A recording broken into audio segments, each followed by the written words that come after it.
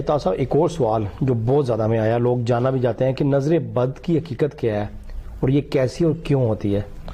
دیکھیں حضور صلی اللہ علیہ وسلم نے فرمایا کہ نظر بد حق ہے، نظر بد لگتی ہے لوگوں کو.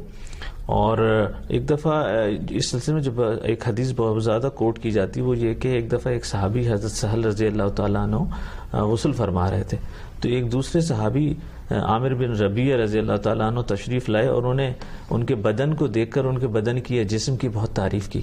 ان کی تعریف کرتے ہی ان کے اوپر غش طاری ہو گیا اور تڑپنے کی کیفیت طاری ہو گئی. تو ان کے جب صاحبزادے تھے حضرت سہل رضی اللہ تعالیٰ نے کہ وہ حضور صلی اللہ علیہ وسلم کے پاس تشریف لے گئے. انہوں نے کہا حضور ہمارے والد صاحب کی یہ کیفیت ہے. حضور صلی اللہ علیہ وسلم نے کہا کہ اچھا یہ بتاؤ کہ اس کیفیت طاری ہونے سے پہلے کیا ہوا تھا؟ تو انہوں نے بتایا کہ وہ صحابی آئے تھے اور انہوں نے ان کے جسم کی بڑی تعریف کی تھی. حضور صلی اللہ علیہ وسلم نے پھر ان صحابی کو بلائے جنہوں نے تعریف کی تھی. حضور صلی اللہ علیہ وسلم نے ان پر غصہ فرمایا. انہوں نے کہا کہ جب تم کسی اللہ کی کسی نعمت کی تعریف کرتے ہو تو برکت کی دعا کیوں نہیں کرتے؟ ماشاء اللہ کیوں نہیں کرتے؟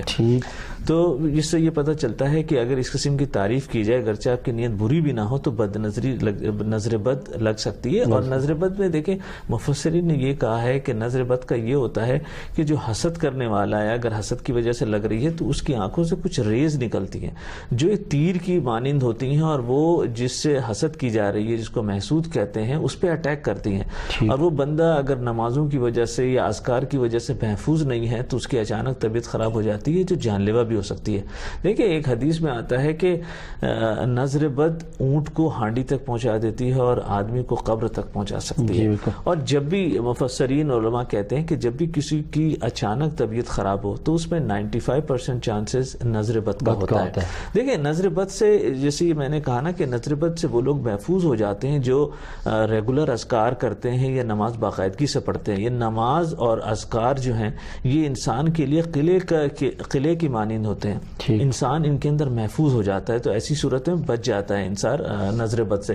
اس میں بس ایک دو چیزیں بتاؤں گا. جیسے حضور صلی اللہ علیہ وسلم روزانہ سونے سے پہلے سورہ فلق، سورہ ناس اور سورہ اخلاص پڑھ کر اپنے ہاتھ پہ پھونک کر پورے جسم پر مل لیا کرتے تھے اور 3 دفعہ یہ عمل کرتے تھے.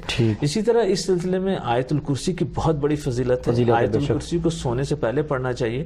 جب آپ سونے سے پہلے پڑھتے ہیں تو اللہ تعالیٰ 2 فرشتے آپ کی حفاظت میں معمور کر دیتا ہے جو آپ کو تمام شر سے آپ کی حفاظت فرماتے ہیں. کیا بات ہے. تو اور یہ آیت الکرسی کو ہر نماز کے بعد پڑھنا بھی معمول بنانا چاہیے. اس کے علاوہ دوسرے بھی مسنون اذکار ہیں جن کو اگر ہم اپنا معمول بنائیں تو ہمیں نظر بد سے بہت حفاظت ہو جاتی ہے. ٹھیک.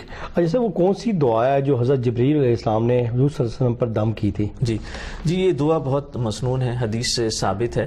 ایک دفعہ حضور صلی اللہ علیہ وسلم کی طبیعت خراب آئی تو حضرت جبرائیل علیہ السلام تشریف لائے اور حضور صلی اللہ علیہ وسلم کو انہوں نے اس دعا سے دم کیا.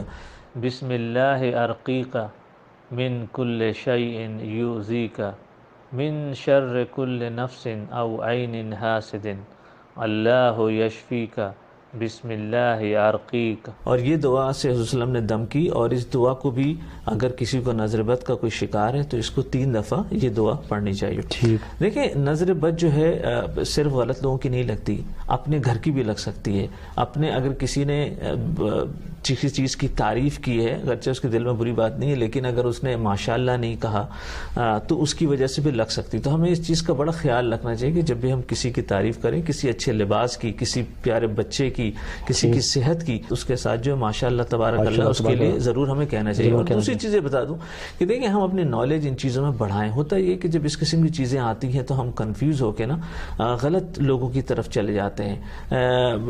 عاملوں اور پیروں کی بات پھر میں ریپیٹ کروں گا، ہم اس طرف چلے جاتے ہیں جو جس سے پھر محتاج ہیں شاید دعاؤں کے، جس سے پریشانی میں اضافہ ہو جاتا ہے. دیکھیں کوئی بھی چیز اللہ کی مرضی کے بغیر نہیں آتی. نظر بد بھی اللہ کی مرضی کے بغیر کسی کو نہیں لگ سکتی. ہمیں اللہ کی دعاؤں کا سہارا لینا چاہیے. اللہ تعالیٰ کہتا ہے کہ میں تو تمہارے شہرک کے قریب ہوں، نحن اقرب الیہ من حبل الورید. تو ہمیں سب سے پہلے اللہ سے رجوع کرنا چاہیے جیسے ہی ہمیں نظر بد کا شک ہو. بہت شکریہ طاہر صاحب، آپ نے جزاک اللہ خیر.